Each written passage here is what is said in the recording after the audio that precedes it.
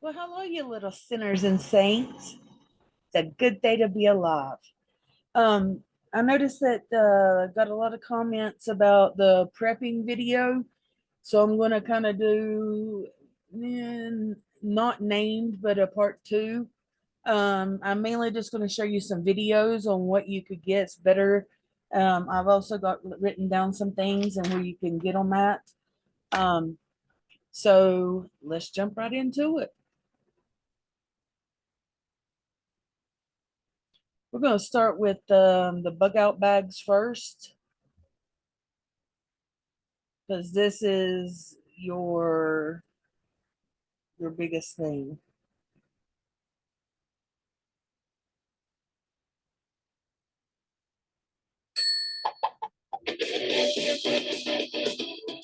I put links in the description below, so go check them out.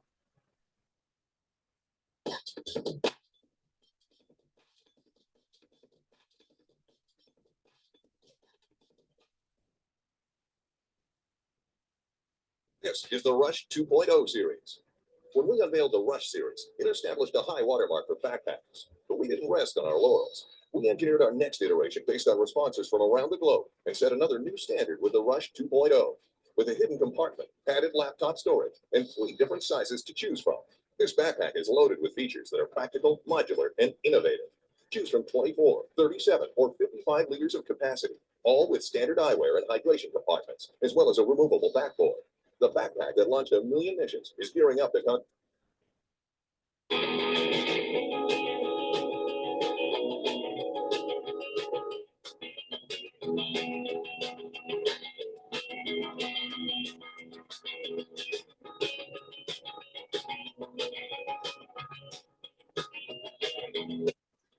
Okay, we're going to let this one go because I was wanting to show you more of what goes into it. We'll do that in a minute. But I got more.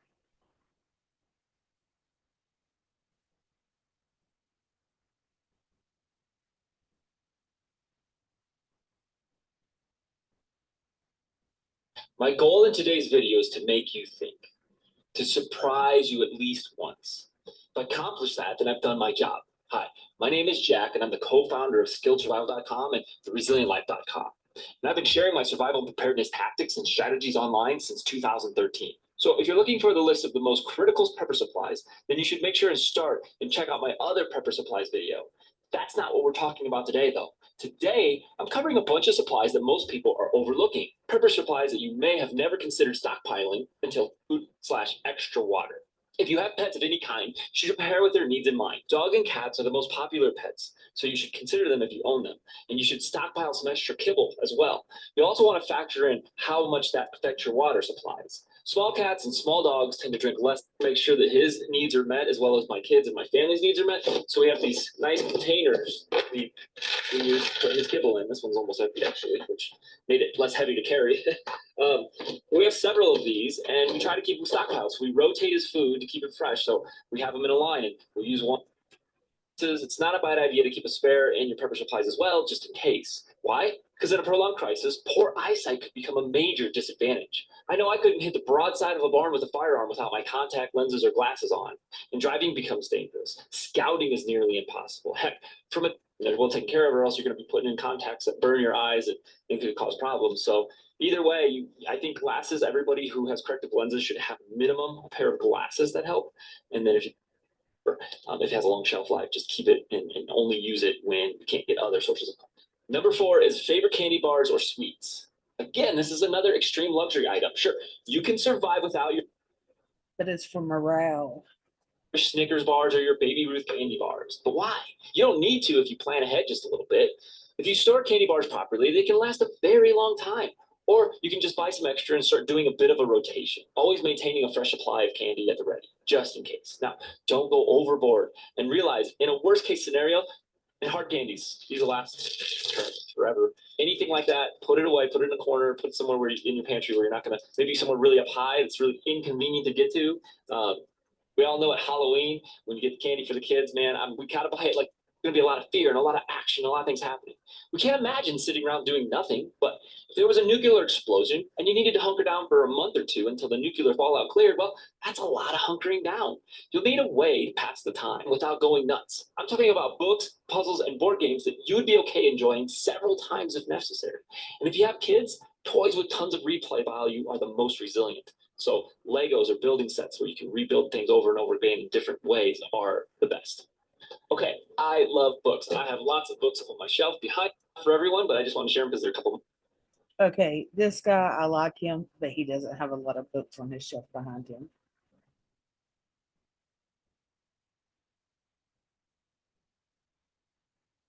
Piece puzzles, 500-piece puzzles, and I think you won't regret that in a crisis. Okay. Also, your Number 6, guitar. non-electrical musical instruments and some spare crisis so that you can replace those and keep playing awesome music.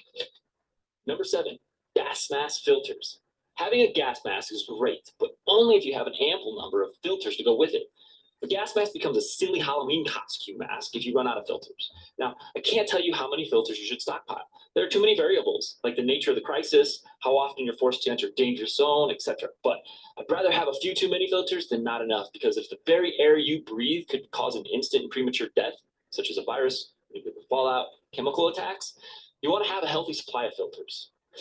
So my favorite 2 suppliers of gas masks is Mira Safety, okay, and they have lots of filters, lots of gas masks over my shoulder. You might see those back there. One of them is a gas mask from Mira Safety. The other is Parcel Distribution, and they're both fantastic companies. They both have a lot of inventory.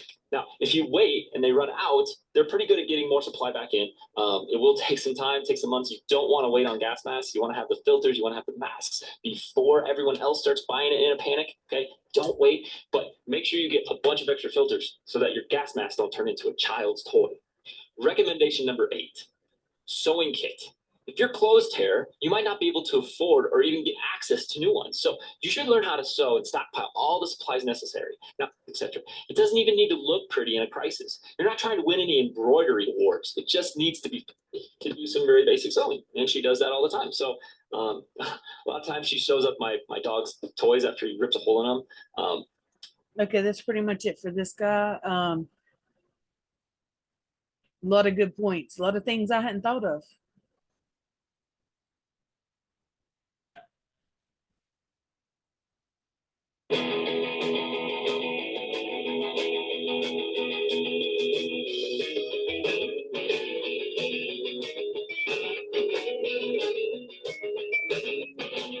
That's a bladder.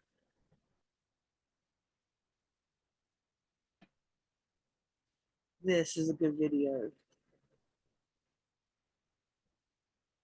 You're right. Today's episode, we're going to be covering the top 15 survival foods that every prepper should stockpile. Now, when most people think of survival foods, their brains pretty much default to things like freeze-dried food, MREs, and other survival type foods like survival tablets. However, the main focus of this episode is going to be centered around the 15 items that are going to be very easily accessible at your local grocery store and wholesale food clubs. The very first item on the list is actually going to be rolled oats. Now, the reason why I made the top of this list is because it's one of my favorite long-term shelf-stable foods.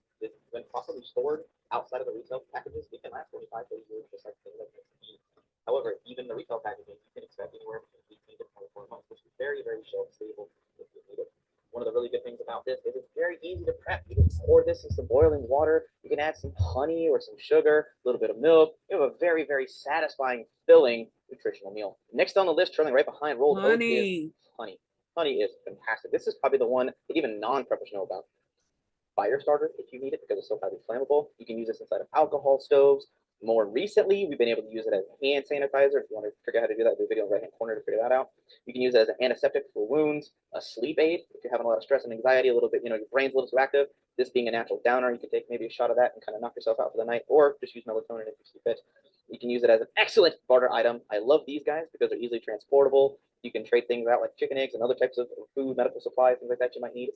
This is a powerful one that a lot of people, I think that even non-preppers already know. In the food realm, if you want to use this to actually make things like salad dressings, or you want to use it inside of cooking fish, apple cider vinegar is very good for you. It's a natural antifungal. It can help lower your blood pressure if you take a little bit of it regularly mixed in with some water. Recently is a great to repel things like fleas and ticks off of your pets in a solution of water, and you spray it on them. The next on the list is powdered milk. I love this prep. This is a prep that actually was not in my list for a very long time. It is now because I realized how amazing this stuff really is. One, this stuff will be good on the shelf for like 2 to 5 years, which is an incredibly long time. The good benefits of this is all of this stuff is already pre-cooked, which means there's a lot less time having to make your meals. So when you're combining with things like pastas and rices and beans to fill out your meals and give it a more dynamic flavor profile and good rich protein and amino acids and all the really important stuff you need, it's already ready to go. Now, some of the cheapest stuff to get is like Spam, pulled pork, or even chicken. However, if you like it or you're not allergic to it, suited for if you're in a shelter-in-place situation, and I'm good to go. Just like the name suggests, it's an excellent source of protein. However, if you mix this with something like your powdered milk and you mix it in some water, it'll give you an excellent meal replacement if you need some extra calories to combine with something like your crazy rice and beans. Because I don't think a single person, prepper or non-prepper, forgot about this freaking item. However, you want a really good way to store your water. Having water containers, 50-gallon drums, water catchment systems, whatever you have available, do a zero water filter and having a couple of those in your fridge, like you guys know that we do from some of the items and other past videos we've done. But also, if you need to be a little more mobile, or let's say the situation calls for you have to beans, the holy grail of all prepping food, according to everyone on the internet, but it's not true. This is an excellent source of energy, rich in protein. It's loaded with vitamins, minerals, amino acids. Talking about if you can't get access to really anything else but like something like rice and beans or pasta and beans, it's a little weird, but totally doable. You give it This is the way to nothing. go. First reason why it is super, super cheap. You can go to your local grocery store or a wholesale food club like Sam Club or Costco. You can get a 50-pound bag for like $45. And just for transparency of what that gets you, that's like for $45, that's 67,000 calories of ridiculousness, which basically will be one bean. And I don't suggest that. I'd rather have varieties of different types of beans that have a different flavor profile. But it's like $35 to $40 for 100 pounds of rice. That's absolutely crazy. And when you combine all the nutritional value and all the good things that you get from beans, ballpark of like 126,000 calories. Now to break that down on like basically a 1,200 to 1,300 calorie diet in a survival situation, that's 100 days worth of food for like 80. Very energy dense, just as easy to prep. The one thing I want to showcase is that for a pound of rice, you get about 591 calories, which sounds like a lot. But for 1 pound of pasta, it's 1,687. Though it may cost about 1.5 times as much as rice, I am getting about of all the survival foods is potato flakes. Not only inside of Mylar bags being stored properly is uber shelf staple, but it's a really good source of things like your B vitamins, vitamin C, potassium. Seasoning. It's good to go. Rounding down before we get to our bonus items is herbs and spices. If not for anything else, just to flavor your food. And the item before we jump into the bonus foods on this list are vitamins. Though not a food, can be essential. Because if you are used and your body has particular needs for vitamins, minerals, antioxidants, you may not be getting it. Add this to your rice and beans, any types of smorgasbord of awesome food that you decide to cook if you're a bug-in situation, or your protein shakes. This will add a lot butter, but it is fantastic. Next is coffee. Woohoo! Get their caffeine fix before they watch this episode. So this is why this is here, because it's really good. And for all you caffeine, it has the least amount of crap in it, and it still is going to be good for a good year or two. It is really good in the short term to have some of hunting and fishing.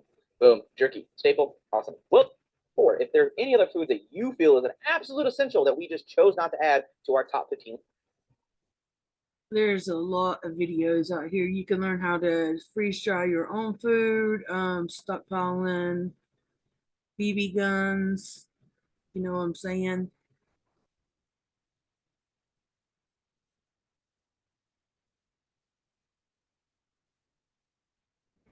So, hold on. Canadian. What did I got him? The Canadian prepper. He's a good guy too.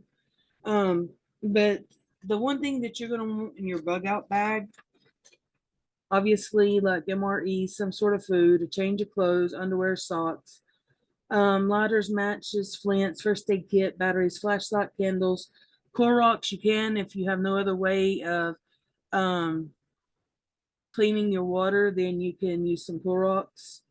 I would Google that to see the ratio I should have for you. But anyway, Glad bags, like little baggies, trash bags, tarps, a fire kit, things to start a fire with, duct tape, Gorilla tape, toilet paper, water, salt, seeds, propane, lantern.